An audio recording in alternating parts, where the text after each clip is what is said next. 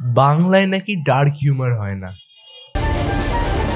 Hi guys, welcome back to another video of reviews. তোমাদের সাথে আমি হচ্ছে রিও। তো আজকে আমরা রিভিউ করতে চলেছি পাটালিগঞ্জের পুতুল খেলা মুভিটাকে, যেটা ডিরেক্ট করেছেন শুভঙ্কর চট্টোপাধ্যায়। আপনারা তাকে হয়তো চেনেন হচ্ছে মিরাক্কেলের ডিরেক্টর, ডান্স বাংলা ডান্সের ডিরেক্টর। তো এই সিনেমাটা আমার কেমন লাগলো? সিনেমাটা আমি দেখতে গেছিলাম যেদিন রিলিজ তার পরের দিন। তো সিনেমাটা আমি গেছিলাম রাত্রের বেলায়, অ্যারাউন্ড 6:25 শো ছিল। এবং ভিড় যদি বলতে পারেন সিনেমাটা কিন্তু অতটা ভিড় ছিল না, দুটো ফ্যামিলি গেছিল। এবার যেটা সব থেকে মজাদার জিনিস এই সিনেমাটা, সেটা হচ্ছে দ্য ডার্ক হিউমার। কেন আমি ডার্ক হিউমার বলছি? এটাকে আপনারা যখন ট্রেলারটা দেখবেন, ট্রেলারটা দেখে কিন্তু মনে হবে না যে এটা একটা ডার্ক হিউমার। হ্যাঁ, হতে পারে যে আপনারা ট্রেলারটা দেখে ভাবতে পারেন যে এটা পেটে হাত দিয়ে হাসানোর একটা টাইপ অফ রাইটিং, বাট আপনারা যদি সিনেমাটা বড় স্ক্রিনে দেখেন তাহলে আপনারা বুঝতে পারবেন সিনেমাটা কতটা হাসায়। আমি ইন ওয়ান মোমেন্ট একটা সিন আছে, যেই সিনটাতে আমি সিট থেকে নেমে হেসেছি, এত হাসি পেয়েছিল। তো পুরো সিনেমাটা জুড়েই কিন্তু হাসি, ঠাট্টা, পলিটিক্যাল ড্রামা সব কিছু আছে কিন্তু, যেটা একটা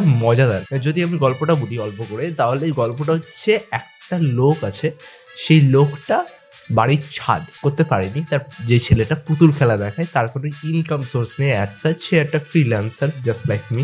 একটা বিয়ে করে, তারপরে অনেক এদিক ওদিক হ্যান ত্যান অনেক কিছু আছে। তো ওইটা নিয়ে একটা যে কি করে একটা মজাদার সিনেমা করতে হয় থ্রু লাইন্স, তাহলে সেটা কিন্তু দেখিয়েছে শুভঙ্কর বাবু। যদি আপনারা সিনেমাটা ভালো করে দেখেন, সিনেমাটায় কিন্তু অনেক রকমভাবে অনেক কিছুকে ঠোকা হয়েছে। সেটা কিন্তু দেখতে খুব সাটল, কিন্তু ওটা বড়সড় স্কেলে একটা কিন্তু ঠোকার হয়েছে, ভেবে চিন্তে লেখা হয়েছে। কারণ একটু এদিক হয়ে গেলে কিন্তু লোকজনরা নারাজ হয়ে যায়। এখন ওই নারাজগিটা সরিয়ে দেওয়ার জন্য সিনেমাটাকে এমনভাবে লেখা হয় যাতে লোকজন হাসে।